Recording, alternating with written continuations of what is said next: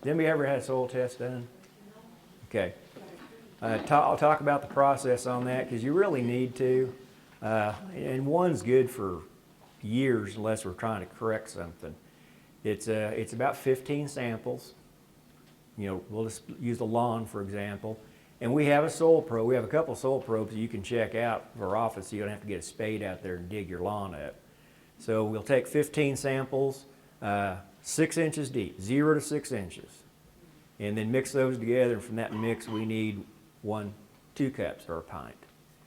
And it's $10, and that'll do for pH, soil acidity, alkalinity, nitrogen, phosphorus, and potassium. And what you'll find out, if you've been using a complete fertilizer over the years, you don't need any more phosphorus. Phosphorus only needs to be 65. We get them in, 95% of the ones we get in are over 65, unless it's a brand new construction. How many of you had, how many are familiar with spring dead spot on your Bermuda grass? How many of you had, when the Bermuda grass comes out in the spring, you've got these areas that don't green up, just round areas. That's called spring dead spot. And, and sometimes you can have some of them that kind of coalesce into larger areas, but usually they're about dinner plate size. The fungus that causes that attacks the turf in the fall, but the Bermuda grass is getting ready to go dormant, so we don't see the damage.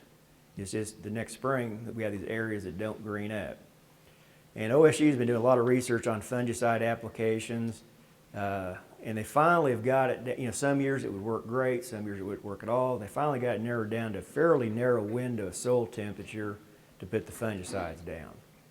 But that's kind of a moot point for the homeowner because the chemical cost is like $400 a pound.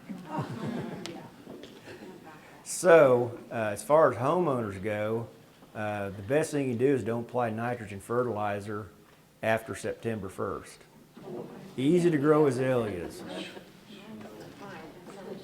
In my house, yeah, because my pH was 4, it was 4.3, so I can grow azaleas at that low pH. Okay, you can grow them, but you're going to have to find a bed and amend the entire bed. You can't just amend the planting hole. So you'll excavate a bed, and you'll only end up using about 1/3 of that soil that you put back in.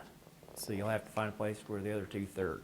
Because you're going to go back in with about 1/3 pecan hulls, 1/3 peat moss, and 1/3 of that soil that you took out that you've treated with sulfur. So you treat that soil, mix in sulfur, that backfill soil with the peat moss with pecans. If you do that, you can grow azaleas.